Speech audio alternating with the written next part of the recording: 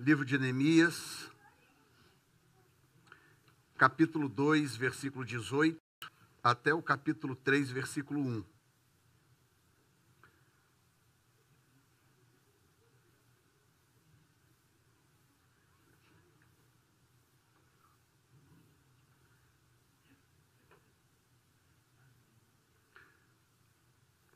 Neemias, capítulo 2, versículo 18, até o 3, 1. Glória a Deus.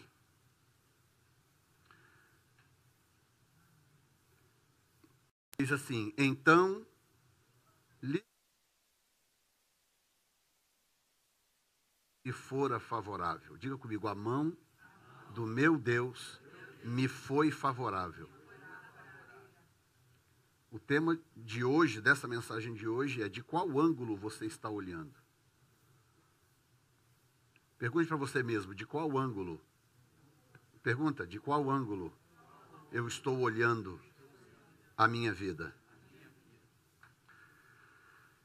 Então lhes declarei como a mão do meu Deus me fora favorável, como também as palavras do rei que ele me tinha dito. Então disseram: levantemo-nos e edifiquemos. Olha bem, não é Neemias que disse, é o povo que estava em Jerusalém, lá em derrota. Então disseram: levantemo-nos e edifiquemos. E esforçaram as suas mãos para o bem. O que, ouvindo Sambalate, o Horonita, e Tobias, o servo amonita, e Gesem, o arábio, zombaram de nós e desprezaram-nos, e disseram: que é isso que fazeis? Quereis rebelar-vos contra o rei? Então lhes respondi e disse: o Deus dos céus é o que nos fará prosperar, e nós, seus servos, nos levantaremos e edificaremos. Mas vós não tendes parte, nem justiça, nem memória em Jerusalém. E o versículo 1 do 3 que diz: e levantou-se Eliasibe, o sumo sacerdote, com os seus irmãos, os sacerdotes, edificaram a porta do gado, a qual consagraram, e levantaram as suas portas, e até a torre de Meá consagraram, e até a torre de Ananel. Senhor, fala conosco nesta manhã. Eu acabei de ler a tua palavra, não é a minha palavra, não é a palavra de nenhum outro homem, é a palavra do Deus Todo-Poderoso. Então agora aplica esta palavra nos nossos corações, rompa a nossa resistência. A resistência de coração, de alma, de qualquer um que esteja neste recinto, e molda em nós o caráter de Cristo. Em nome de Jesus. E você diz o quê? Amém. Bom, nesta série, que para quem não lembra, é a segunda vez que eu faço uma série no livro de Neemias, uma em, acho que 2018, ou 19, não lembro agora. Eu estou de volta no livro de Neemias, nesta série Reconstrução. E hoje eu quero falar sobre de qual ângulo você está olhando. 3 coisas que eu quero destacar aqui hoje. E eu já vou dar as 3 para você, já vai ruminando elas enquanto eu vou desenvolvendo o assunto. 3 pontos importantes que eu extraio dessa porção aqui que nós acabamos de ler. A primeira coisa é que tudo na vida depende do ângulo que você escolheu olhar. Número 2, toda restauração começa com um sacerdote. E terceiro lugar, não tenha medo de mexer em portas quebradas há anos. Então vamos começar pelo primeiro. Tudo na vida depende do ângulo que você escolheu olhar. Olha que coisa tremenda. Como é que começa toda a história? Desde a primeira mensagem lá, com Neemias tranquilo, cuidando da vida dele, morando num palácio muito chique, vivendo muito bem, participando da corte do rei, nem que seja para testar o vinho para ver se está envenenado, mas está lá na corte do rei, no meio dos grandes, dos poderosos. morando bem, vivendo bem, com um quarto só para ele, um homem de confiança do rei. Você imagina, o rei, o copeiro, era alguém em cujas mãos o rei colocava a sua própria vida. O rei colocava a sua vida nas mãos do indivíduo. E lá está Neemias tranquilo, a sua vida está indo bem, não tem nada de errado, está tudo tranquilo. De repente chega uma bomba nas suas mãos, uma notícia ruim. E essa notícia ruim, ao invés de jogar Neemias na lona, causa em Neemias uma reação. Uma reação de oração, de clamor e de jejum. E ele começa a buscar a Deus, porque ele tinha convicção de que o seu Deus é maior do que qualquer notícia ruim. O seu Deus é maior do que qualquer notícia ruim que já chegou na sua vida, ou que possa chegar amanhã. O seu Deus é maior, sim ou não? Ele se levantou porque ele entendeu, Deus é maior. E ele olha para um rei daquele, um homem com tanto poder, dono do mundo. E ele olha para aquele homem e ele vê naquele homem, sabe o quê? Apenas um instrumento de Deus. E na oração que ele faz, ele diz ao Senhor, Senhor, mexe com o coração desse homem. Mexe com o coração desse homem. Porque ele via que com todo o poder que aquele homem tinha na mão, ele não era nada mais do que um instrumento de Deus. De que Deus é o Deus que levanta reis e que abate reis, que levanta presidentes e abate presidentes. E normalmente Deus permite que certos governantes se levantem, às vezes para recompensar a fidelidade do seu povo, ou às vezes para corrigir a teimosia e a desobediência do seu povo. Governantes sempre foram usados historicamente como instrumentos de correção nas mãos do Senhor. Quando Judá se desviou, o povo de Israel no Reino do Sul se desviou, Deus falou com eles, eu vou levantar um homem, eu vou levantar um povo de longe, com uma língua estranha. Eles virão e eles serão meu instrumento de correção na vida de vocês. Quantos de nós não foram trazidos dos Estados Unidos para passar por um processo de discipulado e de correção divina? Quantos de nós? Eu digo a começar por mim mesmo. Quanta coisa que eu passei, experimentei, vivi, fui testado por Deus aqui nesta nação. Muita coisa. Eu sei que aqui também nesta sala tem gente que passou por isso. Quanta coisa Deus revelou a você a respeito de você mesmo. Quanta coisa Deus revelou que você é capaz de fazer que você talvez não sabia que você era capaz de fazer. Quantas pessoas aqui que Deus revelou a capacidade de resiliência, de resistir, de insistir, de pressionar. E você não imaginava que você tinha essa capacidade. Tivesse lá no Brasil, você estaria vivendo a realidade de lá, pertinho do papai, da mamãe, da vovó, do vovô, do titio, da titia, e talvez você nunca descobriria o tamanho da resiliência que você tem de acordar todo dia de manhã e falar, agora eu vou matar mais um leão hoje, um leão por dia. E no final da semana você matou 7 leões, 30 por mês, 365 leões por ano. E o ano termina, você está de pé, você está vivo, você está bem, você está saudável, você está na presença de Deus. Essas coisas Deus usa para nos moldar. Se Deus conhece todas as coisas, se Ele é Senhor absoluto de todas as coisas, se nada foge do controle de Deus, eu não posso supor que as coisas que acontecem à minha volta são coincidência. Eu não posso. A Bíblia diz que os fios de cabelo da cabeça de vocês, né? Fora eu e o Altair, a Bíblia diz que os fios de cabelo das nossas cabeças estão contados. Olha a cabeça da Dani. Quem consegue contar aquele monte de fio de cabelo ali? Quem? O Emerson. Quem mais consegue contar o tanto de cabelo que tem na cabeça da DG? Já viram a cabeça da DG? Já viram os filhinhos da DG? Você sabe o que é Deus? Eu vou usar um termo humano. Sabe o que é Deus perder tempo contando os fios de cabelo da sua cabeça?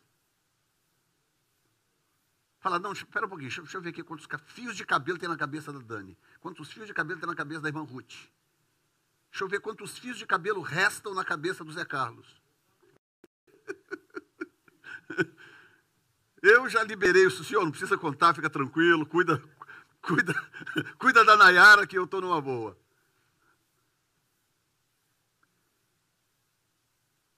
Você consegue entender o que eu estou dizendo? Consegue cair no seu coração? Olhem para mim aqui. Consegue cair no seu coração que você é muito mais importante para Deus do que você sequer imagina?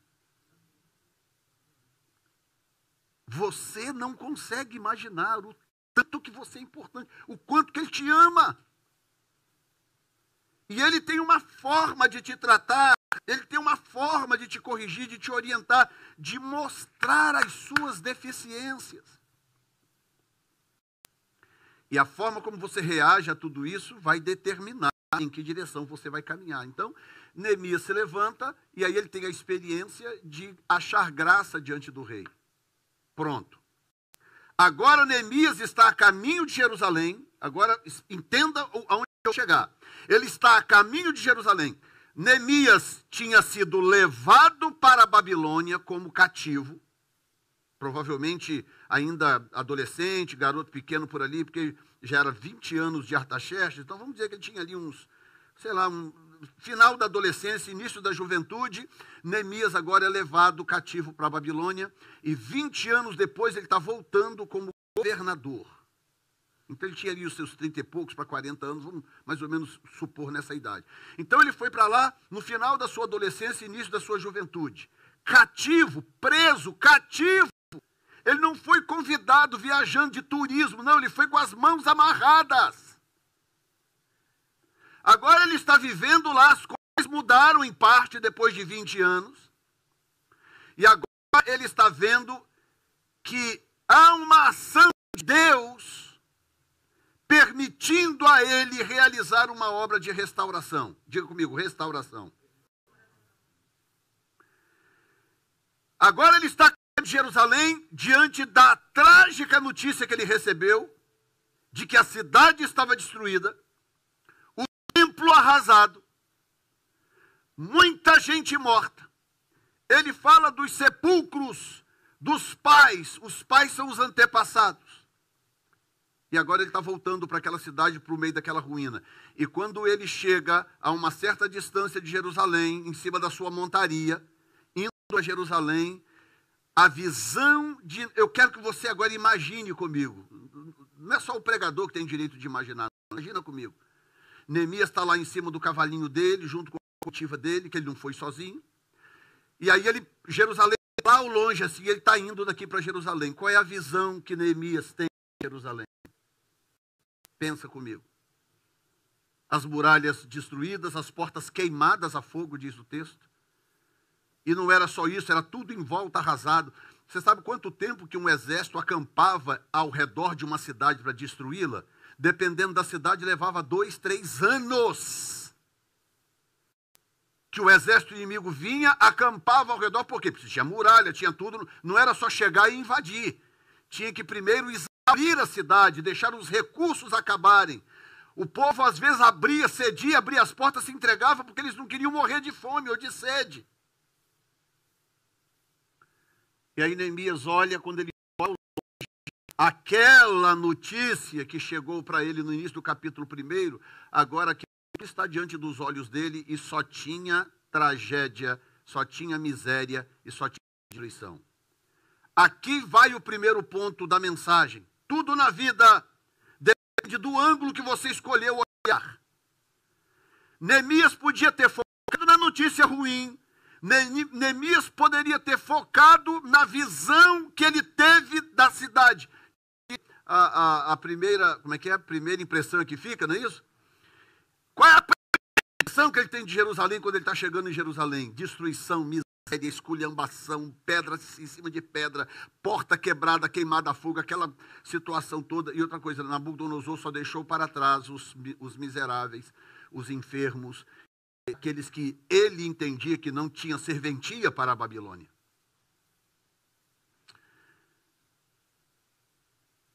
Aí acontece algo sobrenatural. Se Deus colocar no seu coração isso hoje, meu irmão, você vai enxergar as coisas daqui para frente sempre de uma forma diferente.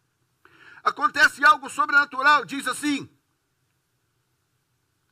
Eu vou voltar no 17. Então lhes disse, bem vedes vós a miséria em que estamos. Olha bem, é a visão que ele teve da cidade. Bem vedes vós a miséria em que estamos, que Jerusalém está assolada e que as suas portas têm sido queimadas. Ponto e vírgula. Aí ele diz, vinde, pois, e reedifiquemos o muro de Jerusalém e não estejamos mais em opróbrio. Ponto. No 18 ele diz, então lhes declarei como a mão do meu Deus me fora favorável. O que ele fez? Ele mudou o foco. Ele decidiu enxergar a coisa por um ângulo diferente do que as circunstâncias, as aparentes circunstâncias gritavam diante dos seus olhos, aos seus ouvidos. É mais ou menos o seguinte, ok, vocês estão vendo aí como é que está tudo destruído, verso 17. Vocês estão vendo como é que está tudo destruído aí, não estão vendo? Estamos vendo. Todo mundo vê destruição. Todo mundo consegue enxergar a destruição à sua volta. Nem todo mundo consegue, no meio da destruição, mudar o foco e enxergar o que Deus está fazendo. O que eu quero nesta noite, o Espírito Santo quer de nós nesta noite, é nos ensinar a enxergar favor em meio à destruição. Há favor de Deus em meio a destruições. Porque o nosso Deus é capaz de fazer essas coisas de uma forma como ninguém é capaz de fazer. E ele diz, e declarei como a mão do meu Deus me fora favorável. Tudo na vida, escute isto, depende do ângulo que você escolhe enxergar. Esse é o ponto, ou momento da vida que não está nas mãos de Deus. Não é Deus que vai te forçar a enxergar as coisas pelo ângulo correto. É você que tem que escolher.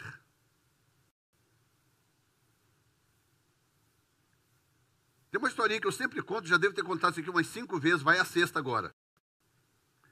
2 baldes numa vila encantada, num lugar far away. Tinha uma vilazinha, tinha 2 baldes lá, irmã Maria. Essa vila era encantada, então os objetos falavam. Os 2 baldes estavam à beira de um poço. E de madrugada, quando toda a vila estava dormindo, o balde azul virou para o balde vermelho e falou assim, estou cansado dessa vida. Cansado dessa vida. Aí o balde vermelho falou assim, mas de que vida que você está cansado? Essa vida, a gente fica aqui todo dia, eu subo cheio e volto, desço vazio. Cansei disso, cansei. Aí o balde falou assim, engraçado, a gente está no mesmo poço, a gente tem a mesma função, e a minha experiência é completamente diferente da sua. Aí o balde azul falou assim, mas como assim? Ele falou, não, todo dia eu desço vazio e subo cheio. O balde vermelho decidiu enxergar a coisa por um ângulo que o outro não queria ver. Quando você permite que as circunstâncias, as situações gritem aos seus olhos, de que Deus não te ama, de que Deus não se importa com você, de que Deus não está vendo, de que Deus não está enxergando, que Ele não está fazendo nada. Se você começar a colocar o foco no fato de que está descendo vazio, a sua vida vai ser vazia. Mas se você mudar o foco, não, realmente eu desço vazio, mas subo cheio todo dia. Há sim altos e baixos na vida. Jesus não enganou ninguém. Ele disse, no mundo tereis aflições, mas tem de bom ânimo, porque eu já venci o mundo. Jesus está dizendo, eu já derrotei esse sistema. É possível derrotar esse sistema, eu já derrotei ele. Tenha bom ânimo. Eu venci o mundo, digam graças a Deus. A palavra ressignificação significa dar um novo significado para algo que aparentemente teria um significado ruim. Ressignificação é a capacidade de olhar a coisa por um ângulo diferente. E os ângulos interferem. Eu posso colocar aqui um objeto aqui em cima, coloco uma pessoa do lado direito, outra do lado esquerdo, e peço a pessoa para descrever o objeto. Cada um vai descrever esse objeto de formas diferentes, se os lados não forem idênticos. Porque o ângulo interfere. Então, o que Neemias fez? Neemias chamou o pessoal e falou assim, vocês estão vendo aí, está tudo destruído. Está. Mas declarei a eles como a mão de Deus me fora favorável. Então agora senta todo mundo aqui. Mas está todo mundo vendo que está destruído? Está, agora senta aqui que eu quero falar para vocês como que Deus está sendo favorável. O que Deus fez? E aí senta todo mundo, Neemias começa então a contar para eles. Olha, eu estava lá no palácio, levando a minha vida, de repente chegou o meu irmão e começou a contar como é que estava a situação, a miséria de Jerusalém, eu chorei, eu lamentei, eu orei a Deus, jejuei, sabe o que aconteceu? Deus me deu favor diante do rei, o rei percebeu que eu não estava bem, aí começa a contar a história, e ele vai contando, e conta com uma empolgação, porque no verso 17, Neemias diz assim, vinde, pois, e reedifiquemos.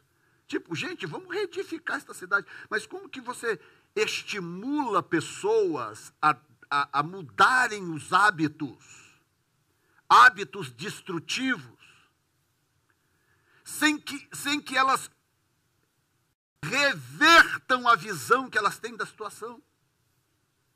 Então, o que ele faz? Ele mostra para elas o ângulo. Realmente, vocês estão vendo tudo destruído aí, não estamos. Mas olha o que Deus fez lá na Babilônia para me tirar de lá e me trazer aqui, só para que possamos reconstruir essa situação.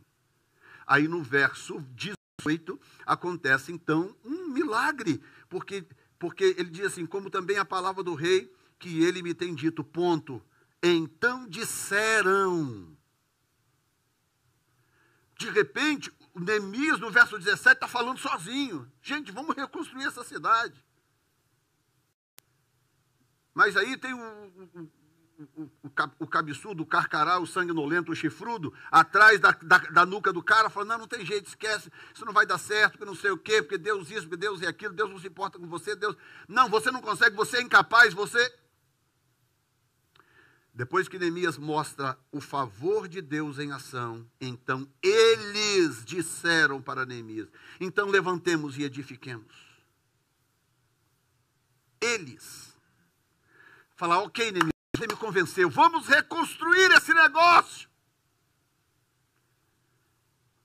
Aí tem um ponto. Aí o final do verso 18, olha lá. E o quê?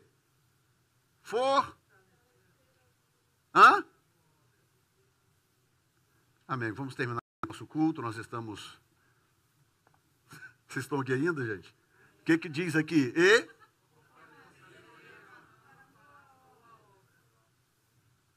Olha o que acontece quando a visão é mudada.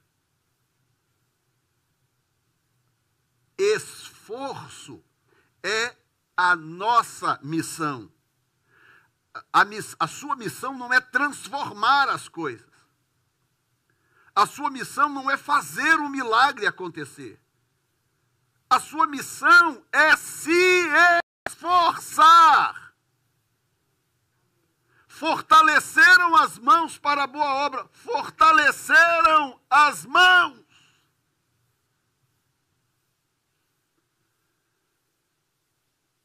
É a sua parte. Faça a sua parte. Qual é a sua parte na história? Qual é a sua parte na jogada? Estava atendendo um casal essa semana passada, eu e a Zandra, lá do Brasil isso. Casal de pastores, inclusive. E num litígio sem fim, aquela coisa, vai dar separação, porque isso, porque aquilo, e cada um com uma razão maior do que a do outro. Casal de pastores. E aí eu conversei com ele separado, a Zandra conversou com ela separada, aí eu vi ele e falei assim, o que falta para você mudar a sua postura? Por que você não muda a sua postura primeiro? Por que você não enxerga essa situação? Qual é a dificuldade de você se humilhar e você reconhecer a sua parte da culpa? Faça a sua parte, faça a sua parte. Qual é a sua parte na jogada? Ou só o outro que tem a parte dele para fazer? Qual é a sua parte na jogada?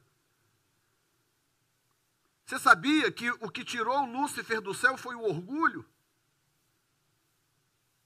Tanto Isaías 14 como Ezequiel capítulo 28 falam da mesma. O orgulho tirou um anjo do céu. Orgulho. Orgulho. O orgulho nos cega, arranca de nós a capacidade de ver os nossos próprios erros. A gente só consegue enxergar a falha dos outros. Então disseram, esse momento é aquele momento do ahá, né? Aquele momento, consegui enxergar, levantemos então vamos levantar e vamos edificar. E esforçaram as suas mãos para a boa obra, e aqui diz para o bem, para a boa obra. Quantas vezes a gente se esforça para amar a obra? Para brigar a gente está pronto, para não sei o quê, para isso, para repreender a gente está pronto. Mas e a boa obra? Que é o básico do básico.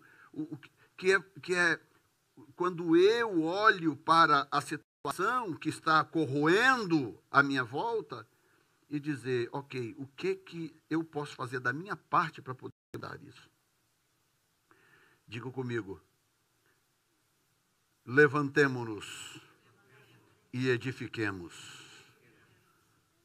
Ou seja, nós, eu, você, todos nós de braços dados, vamos fazer alguma coisa. Que aí vem o próximo passo depois de orar e jejuar. Orou? Orei. Jejuou? Pelo menos uma vez? Jejuei. Ok, e agora? Agora eu vou deitar numa rede aqui, pastor, vou arrumar uns 10 cocos geladinhos, vou ficar aqui deitado numa rede esperando acontecer um milagre do céu para baixo. Não. Agora você precisa levantar e edificar. Você precisa descobrir aonde foi destruído e reconstrua para a glória do nome do Senhor. Digam graças a Deus. Tudo na vida depende do ângulo que você escolheu. A palavra-chave aqui é escolheu olhar. Se você não consegue, peça a Deus que te ajude a enxergar a situação por um outro ângulo. Peça, isso não é vergonhoso. Tem gente que não para, por exemplo, em trabalho, não para em trabalho nenhum, não para, porque dá problema, é o chefe que não sei o que lá, é que o fulano de tal, não, tem um fulano lá que não sei o que isso e que aquilo. Não para em lugar nenhum, nada engrena. Então, você precisa orar a Deus que te ama e falar, Senhor, tem alguma coisa errada comigo, me ajuda a enxergar por outro ângulo. Me ajuda, Senhor. Seja família, seja profissão, seja finanças, seja espiritualmente falando. Você sabia que há pessoas com o chamado de Deus e esse chamado nunca vai se concretizar? E o chamado existe? Sabe o que aconteceu? Peço desculpa a quem está assistindo.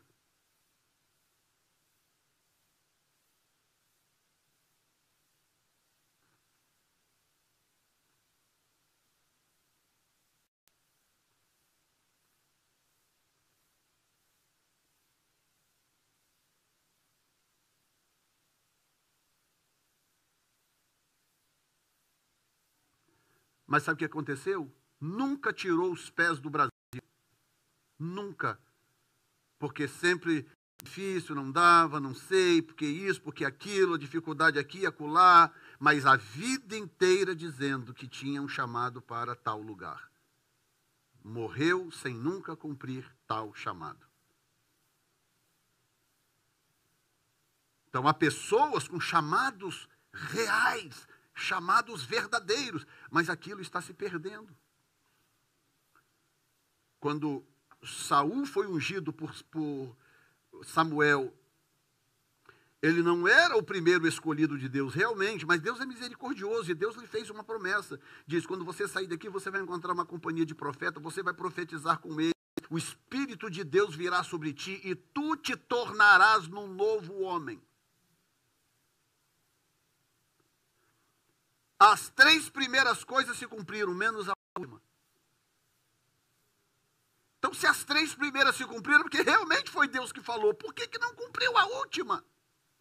E tu te tornarás num novo homem. Ele nunca se tornou um novo homem.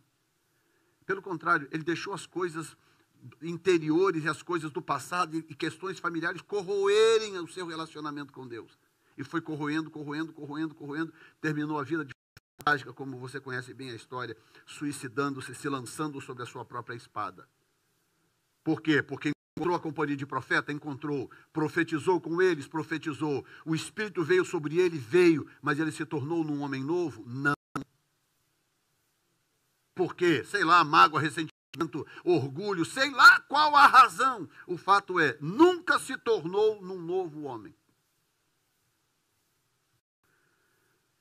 Ponto número 2. Meu Deus, olha isso, que coisa. Eu fui muito impactado com esse versículo ao rever esse texto. Capítulo 3, versículo 1. Coloca para mim aí, por favor. Então se levantou Eliasibe. Quem? Quem ele era? O sumo sacerdote. Juntamente com os seus irmãos, e edificaram a porta das ovelhas, a qual consagraram e lhe assentaram os batentes. Consagraram-na até a torre dos 100, até a torre de Enanel. São 12 portas em Jerusalém. Até hoje, essas 12 portas estão lá. Né? As que não estão de pé, estão pelo menos, tem lá escombros delas, essas 12 portas existem. Nós vamos visitá-las, inclusive, agora em outubro, junto com alguns irmãos aqui da igreja. Mas olha que coisa tremenda. 12 portas restauradas. Se você continuar lendo, olha bem, verso 3. A porta do peixe edificaram os filhos de Asená. Verso 6. A porta velha repararam Joiada, filho de Pazéia, e Mesulão.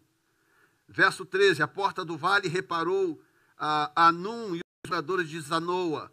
Verso 14. A porta do monturo reparou Malquias, filho de Recabe. Verso 15. A porta da fonte reparou Salum. E por aí vai.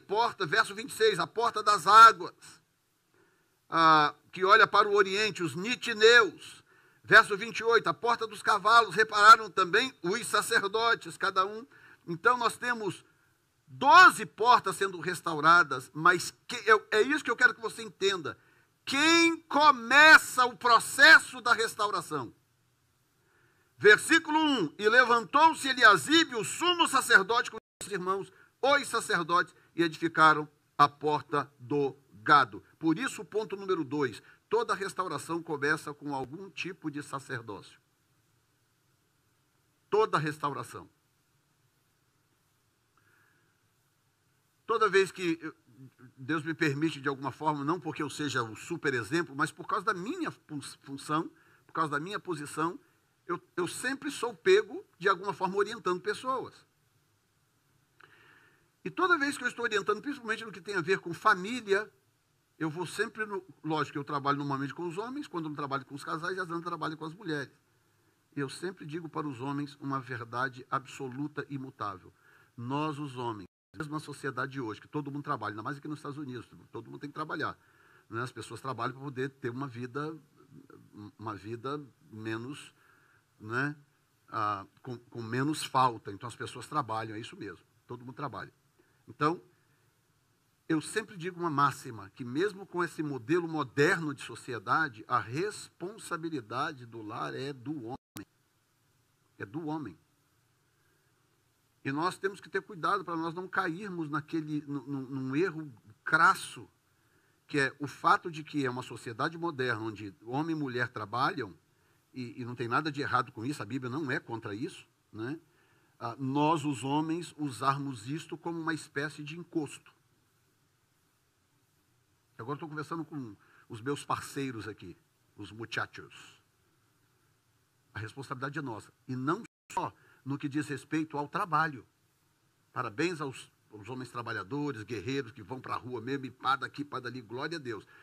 Vocês estão cumprindo com o dever de vocês, que é trabalhar, produzir e gerar. É o dever. Muito bem. Mas isso não é tudo. Sem o sacerdócio não tem início de restauração. O sacerdócio, e agora eu vou dizer uma coisa chocante, é até nova, porque ontem o Espírito Santo falou isso no seu coração, que também é uma consequência da modernidade. Famílias em que o sacerdócio está nos ombros das mulheres. É triste isso, mas é verdade. Há famílias em que o sacerdócio está nos ombros das mulheres. Porque o diabo trabalhou por tantas gerações para destruir a masculinidade, a figura masculina. Você vê a sociedade... Você imaginava que você estaria vivendo, nesse momento que você está vivendo, que você veria a sociedade do jeito que está?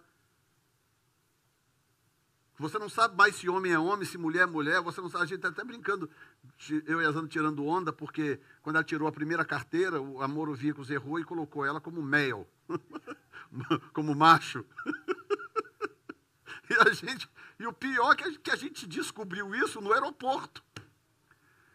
Porque ela não prestou atenção, não olhou, eu também não olhei, e vida que segue, chega no aeroporto. Nós fomos passar, a gente tem um programa que evita fila. Aí você vai naquele programa e passa por um cantinho e você tem aquela filona enorme da segurança, né? Aí chegamos, dei meu documento, aí Zanda deu o documento dela, olhou para Zanda, olhou para o documento, olhou para Zanda, falou assim, você é male ou female?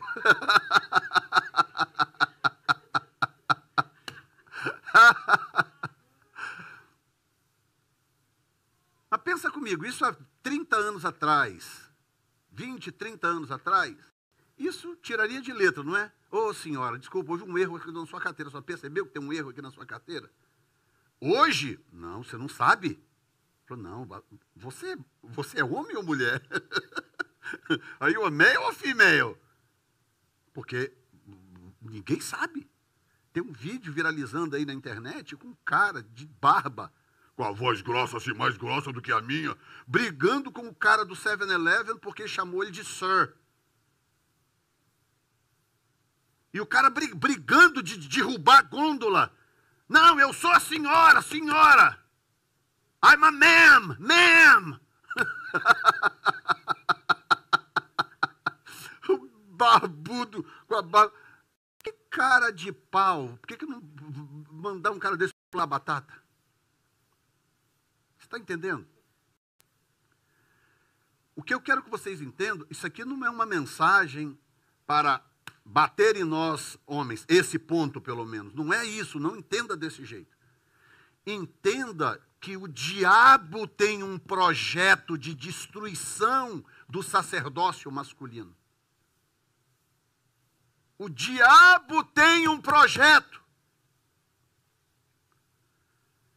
E se nós não nos voltarmos para as Escrituras, para resgatarmos certas coisas, a gente se perde. A gente se perde.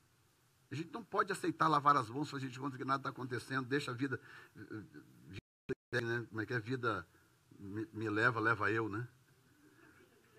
Deixa a vida me levar, a vida leva eu. Não, como é que começa a restauração das 12 portas? Começa com o sumo sacerdote e com os sacerdotes. Aí quando o povo começa a ver os sacerdotes trabalhando, os sacerdotes restaurando as portas quebradas, a parte que lhes cabia. Imagina o que acontece, se não acontece uma injeção de entusiasmo. Tudo na vida é por exemplo, gente. Se eu der um mau exemplo para vocês, Deus não guarde, e eu der para vocês um mau exemplo, um exemplo assim muito ruim, o que vai acontecer? O que você acha que vai acontecer com a igreja, com você, com a sua família, com com as pessoas à minha volta. Porque você espera isso? Não! Você espera que o sacerdote tenha sempre um exemplo decente, um exemplo próprio. Tudo é uma questão de exemplo. Os nossos filhos, eles ouvem as nossas palavras, mas às vezes eles não conseguem ouvir as nossas palavras porque as nossas ações estão muito altas. As nossas ações falam tão alto que quando a gente fala por palavras, eles não conseguem escutar. O barulho das nossas ações não permite que eles ouçam as nossas palavras. Diga a palavra exemplo. Toda restauração começa com um sacerdócio. Então, vamos começar por nós, os homens. Há um sacerdócio. Se você ainda não abriu mão do seu sacerdócio, porque muitos homens já abriram mão do seu sacerdócio. Se você não abriu mão ainda do seu sacerdócio, entenda que toda restauração começa comigo e com você. Se você abriu mão do seu sacerdócio, coloca o seu joelho diante de Deus e fala: Senhor, me dá mais uma oportunidade. Me devolve meu sacerdócio.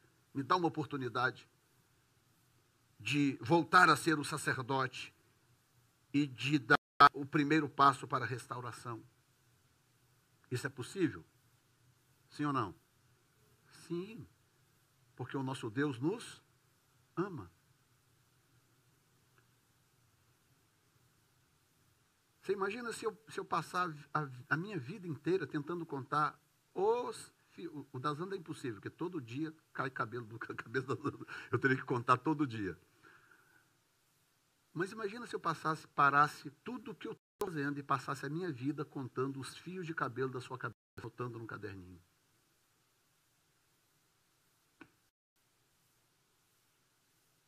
Cai cabelo da sua cabeça toda hora, ou seja, não é nem algo tão importante assim. Você toma uma injeção de quimioterapia, o cabelo vai para onde? Vai para o ralo. E algo tão sem importância, Deus conta um fio por fio. Está registrado lá. Tudo no céu é registrado. Está registrado lá, fulano de tal tem 7.849.325 fios de cabelo. Está lá registrado. E aquilo provavelmente é renovado todo dia. Todo dia, provavelmente, aquilo é renovado. Porque todo dia tem que estar contado de novo. Entendeu? A paz de espírito que eu, o Doni e o Valtair damos para Deus, que tranquilidade, Deus descansa conosco. Deus não precisa contar nada. Diga comigo, toda restauração começa com um sacerdócio. E terceiro e último lugar, 13, terceiro e último lugar, não tenha medo de mexer em portas quebradas há anos. Eu gosto de viajar no tempo quando eu estou pregando. Eu vou te convidar a fazer o mesmo agora, usar a sua imaginação. A sua imaginação. A restauração plena de Jerusalém aconteceu antes do fim do cativeiro. O cativeiro foi de 70 anos. Quase 70. Aliás, alguns dizem que passou cerca de 6 anos. Outros dizem que faltou. Tem uma disputa aí que eu não vou entrar na questão. Mas, enfim, 70 anos é a referência. 70 anos de cativeiro. A restauração da cidade aconteceu antes, que quando o povo voltou para a cidade já estava restaurada. Aí faltava agora a restauração do templo, que era a reconstrução do templo, que levou muito mais tempo. Eles fizeram lá o basicão e tal, eles continuaram cultuando a Deus, mas o templo levou um período longo. Por isso que surgiu o ministério de Zacarias e Ageu. O ministério de Ageu e de Zacarias é exatamente isso. É Deus levantando profetas para estimular o povo a reconstruir o templo. Mas agora eu quero que você pense comigo. Anos e anos, décadas. Passa todo dia naquela porta, ela está despedaçada, queimada, cinza pelo chão, aquela coisa, pedra empilhada em cima da outra. Um dia, 1 ano, 5 anos, 10 anos, 15 anos. A vida que segue. Vamos ver aqui agora o testemunho que nós acabamos de dar aqui do Tony e da Luciana. Quando eles me ligaram ontem, que a gente está orando por essa causa aí já tem um tempo, né? Quando eles me ligaram ontem, dizendo, pastor, chegaram os green cards. Eu e a Zanda demos um berro lá dentro de casa, porque é como se o meu filho ou a minha filha ligasse para mim e falasse, pai, chegou meu green card. É um gozo. A mesma coisa eu vou fazer quando você me ligar, se você me der essa honra, me ligar ou mandar uma mensagem, pastor, você não acredita, chegou um green card aqui em casa e eu nem apliquei, hein? Deus mandou um green card aqui em casa, pastor. Ah, meu filho, eu vou celebrar, eu vou gritar, eu vou chorar, porque eu vibro com a sua conquista e a sua vitória. Ela é importante para mim. Mas o que acontece? 25 anos. Imagina quantas vezes eles passaram perto dessa porta, essa porta estava quebrada, destruída e as muralhas caídas. Aí vem uma promessa, vem o presidente fulano que diz isso, vem não sei o que lá, o congresso, e aquilo vai passando 1 ano, 2 anos, 3 anos, 4 anos. Chega um ponto que parece o quê? Que nunca vai acontecer, ou a pessoa perde a coragem de olhar para aquela situação e enxergar a possibilidade de um milagre ali. Olha, Deus vai restaurar a sua fé nesta manhã. A sua fé vai ser rebobinada nesta manhã. Porque Deus está nos dizendo o seguinte, não tenha medo de olhar porta, de enfrentar, encarar portas quebradas há anos. Creia no poder do seu Deus. Poder restaurador de Deus. Que te dá a capacidade, a coragem de chegar diante de uma porta que está lá arrebentada. Que você já passou por ela muitas vezes. Ah, não tem jeito, isso aqui já tentei, mas larga para lá. E você vai sair daqui nesta manhã e falar, quer saber de uma coisa? Vai botar o joelho no chão em algum canto lá no seu quarto, na sua sala, no seu carro, em algum canto, e você vai falar, Senhor, ok, como é que eu faço para retomar aqui esse processo de restauração? Como é que eu faço para restaurar essas portas aqui? Portas quebradas na minha vida. E interessante, apesar de que aqui fala de portas a serem consertadas, né? Mas por incrível que pareça, tinha porta aqui que ela precisava ser consertada para não ser usada. Olha que paradoxo. Porque as portas tinham funções ao redor da cidade de Jerusalém. E tinha portas que não eram para ser usadas pelo público. Não podia ser usada. Ela era restaurada e trancada imediatamente. Aquela porta tinha que ficar trancada. Pegou a visão? Que existem portas na vida da gente, está quebrado, tá ok, vou restaurar, ok, mas você sabe que tem portas que você tem que trancá-las. Você não pode mantê-la aberta, porque vai passar coisa ali que não deve. Não deve. E ainda mais hoje em dia, onde existem as portas virtuais, né? A nossa geração é uma geração diferente, é uma geração que tem recursos que gerações passadas não tiveram. E hoje nós estamos lidando com portas virtuais. Hoje tem portas aqui, ó. Se eu quiser pecar contra Deus ou contra minha esposa, tem portas aqui, ó. Eu posso abrir portas aqui. Eu posso abrir portas aqui. Eu posso abrir portas no computador. São portas virtuais. Portas que se eu abrir é igual a caixinha de Pandora. Abriu, fica difícil depois fechar. E quando a Bíblia nos fala de restauração de portas, a Bíblia cobre todas as gerações, a Bíblia está falando exatamente disso. Portas que eu preciso restaurar para serem abertas ou ficarem abertas, e portas que eu preciso lacrar sempre para que jamais se abram de novo na minha vida, se é que um dia essas portas estiveram abertas.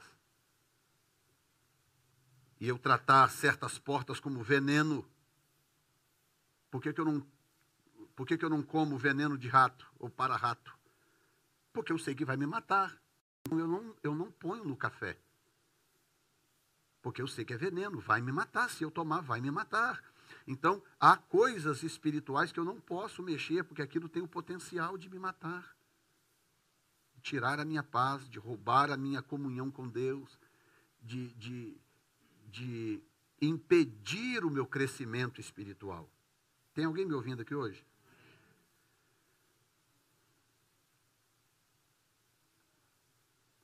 E levantou-se Eliasibe, o sumo sacerdote, com os seus irmãos, os sacerdotes, e edificaram a porta do gado. Eu não vou nem falar aqui sobre a porta do gado, porque talvez eu tenha que pregar uma mensagem sobre as 12 portas. Vamos ver se a gente chega lá. Então não vou nem gastar tempo falando sobre a porta do gado, a qual consagraram. Diga a palavra consagraram. E eu vou terminar com isso agora. Você sabe que a igreja corre o risco de se tornar um organismo apenas racional. Às vezes até interpretando erradamente o que Paulo disse. O culto racional, a gente tem que ser racional. Não, a igreja é um organismo espiritual e que oferece a Deus um culto consciente. A palavra racional ali não de consciente, saber o que eu estou fazendo.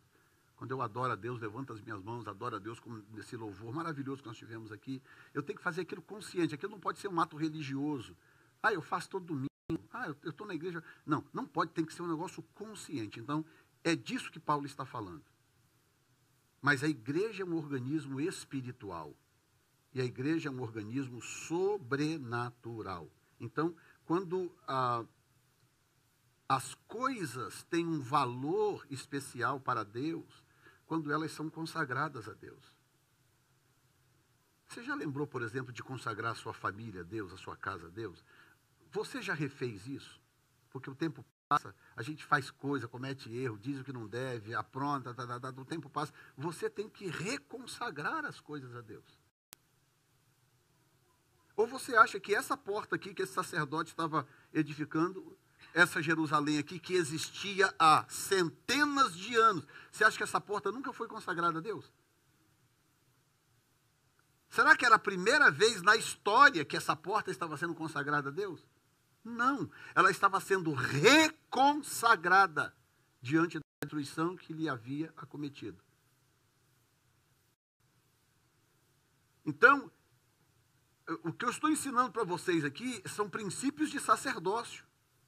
São princípios de sacerdócio. De eu chegar para Deus e fazer orações periódicas, orações repetitivas, orações cíclicas. De falar, Senhor, eu estou reconsagrando aqui ao Senhor, eu reconsagro a minha casa ao Senhor, eu reconsagro a Ti as minhas finanças, eu reconsagro ao Senhor o meu casamento, minha esposa, meu marido, eu reconsagro ao Senhor meus filhos, eu reconsagro ao Senhor os meus pais. Eu reconsagro e dedica aquilo a Deus. Você sabe que a palavra consagração significa separação? Quando eu consagro algo a Deus, por exemplo, eu comprei, há um tempo atrás, eu comprei esse tablet, é a minha Bíblia. É mais prático, depois de uma certa idade, você precisa de letras maiores, né, brilhantes. Então é mais fácil usar uma Bíblia eletrônica do que a Bíblia de papel para mim hoje. Então, eu comprei isso aqui. Eu comprei para quê? Eu comprei para jogar? Não. Comprei para não sei o que lá? Não. Eu comprei para usar para o Senhor. Então, o que eu fiz quando eu comprei esse aparelho? Eu consagrei ele ao Senhor. Se eu consagrei ele ao Senhor, eu tenho que ter zelo com o que eu faço com isso aqui, o que eu uso com isso aqui. Então, embora eu já tenha o hábito de qualquer coisa que eu estou vendo, assistindo na televisão, ou em que quer que seja, se é uma cena que eu sei que não vai me edificar, eu tiro fora, eu elimino aquela cena. Acelero, se é um negócio que eu vejo que vai dar ruim, eu troco de programa. Então, normalmente eu já faço assim. Agora, aqui muito mais, eu consagrei isso aqui ao Senhor. Consagração é separação. É quando eu separo algo para Deus. Ok, Senhor, está aqui, estou separando o Senhor para a gente poder usar junto. Eu consagro ao Senhor e eu passo a usar isso aqui com muito cuidado. Então, ao consagrar a Zandra ao Senhor, ao consagrar os meus filhos ao Senhor, ao consagrar a minha casa ao Senhor, guess what? Eu vou tratar tudo isso com muito mais cuidado, muito mais zelo. As coisas que eu digo dentro de casa, a forma como eu trato as pessoas à minha volta, as decisões que eu tomo, tudo isso eu vou pesar na balança, porque uma vez consagrado para Deus, aquilo é de Deus. Sabe quando os pais vêm aqui consagrar os filhos ao Senhor? Será que todo pai e toda mãe tem consciência do que está fazendo? Quando traz a criança do altar, entrega a um sacerdote, fala, consagra essa criança ao Senhor para mim. Será que todo mundo sabe que você está naquele momento dando aquela criança para Deus? Você está separando aquela criança para o Senhor? Consagração é separação. Você separa para o Senhor. Significa que o Senhor vai fazer com aquela criança o que Ele bem entender, o que Ele bem quiser. Vai levantar, usar aquela criança do jeito que Ele quiser. Porque consagração é separação. E aí os sacerdotes que não são bobos nem nada, falam, ok, nós somos os primeiros, somos. Então o exemplo é nosso? É. Então deixa a gente consagrar isso aqui ao Senhor. Levantou-se Eliasibe, o sumo sacerdote, com os seus irmãos, os sacerdotes, edificaram a porta do gado, a qual consagraram. E levantaram as suas portas, e até a torre de Beá consagraram, e até a torre de Ananel. Eles não consagraram só a porta ali, que eles estão ali com uma martelinha. Não, eles consagraram toda uma seção da muralha, consagraram ao Senhor. Meu Deus! Eu não sei não, mas eu tenho a suspeita que você vai chegar em casa hoje, você vai reunir a sua família e você vai reconsagrar a sua casa ao Senhor. Eu tenho essa suspeita no coração. Você vai falar, ok, Senhor, eu estou consagrando ao Senhor a minha casa. Eu não permito que o diabo tenha parte na minha casa, o diabo tenha parte na minha família, nas minhas finanças. Não permito. Eu estou reconsagrando ao Senhor. Cuida da minha casa, cuida da minha família, cuida de mim, cuida da minha vida espiritual. Deixa eu fazer uma pergunta. Já vou terminar já, faltam 4 minutos ainda. Deixa eu te fazer uma pergunta. Quem aqui gostaria de ter uma vida espiritual bem mais produtiva diante de Deus? Quem? Deixa eu ver. Todo mundo, né? Porque, lógico, é uma pergunta até desnecessária. Claro que todo mundo quer. A pergunta que eu não vou pedir para levantar a mão é: quem está fazendo alguma coisa a respeito? Who is doing something about it? Quem está fazendo algo a respeito de ter uma vida espiritual mais produtiva, de ter uma comunhão mais elevada com o Senhor na presença de Deus? Digam graças a Deus. Vamos ficar de pé nesse momento. Cadê a Luana? Minha musicista.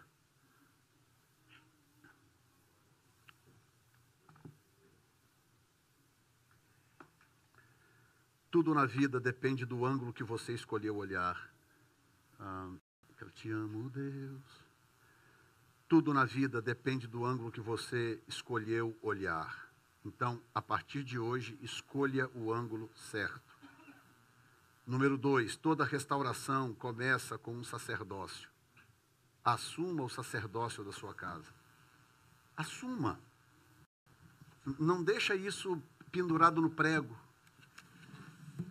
Sabe, a gente pendura no prego aquelas coisas que não tem que serventia, que um dia talvez a gente possa usar. O meu pai era assim. O meu pai, papai e mamãe separados a vida inteira, né? Mas ele ia lá em casa visitar a gente de vez em quando. Rapaz, eu tenho isso tão vívido na minha memória. Ele chegava, ele achava qualquer coisa no quintal, um grampo, um fiapo de linha. Ele pegava aquilo, chegava dentro de casa, chegava lá no prego, ele falava desse jeito. Um dia vocês vão precisar disso aqui. E pendurava aquilo num prego. Um clipe de papel, qualquer besteira. E o pior, você não sabe, é o dia que a gente precisava, lembrava que aquilo estava lá no prego e realmente precisava ir lá e usava.